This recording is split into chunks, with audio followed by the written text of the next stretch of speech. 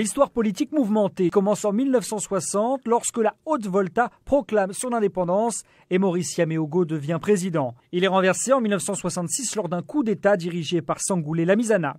Ce dernier introduit une nouvelle constitution en 1970 pour se maintenir au pouvoir et nomme le Premier ministre Gérard Ouédraogo. Coup de théâtre, en 1974, il renvoie Ouédraogo et dissout le Parlement. Lamizana reste au pouvoir et remporte les élections de 1978.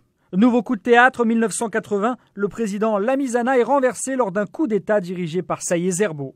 Nouveau coup d'État, en 1982, Saïd Zerbo est renversé par Jean-Baptiste Ouédraogo. Un an plus tard, le capitaine Thomas Sankara prend le pouvoir lors d'une lutte interne avec M. Ouédraogo. En 1984, Sankara renomme la Haute-Volta Burkina Faso. Mais 3 ans plus tard, en 1987, Thomas Sankara est tué lors d'un coup d'État dirigé notamment par un certain Blaise Compaoré. Ce dernier est réélu président en 1991 avec une nouvelle constitution.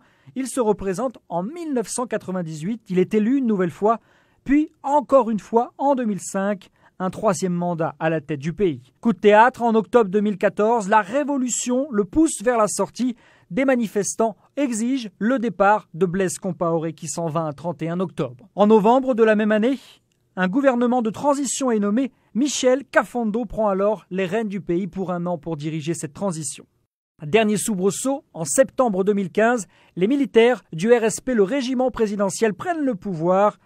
Le pays est à nouveau plongé dans l'incertitude. VOA Afrique.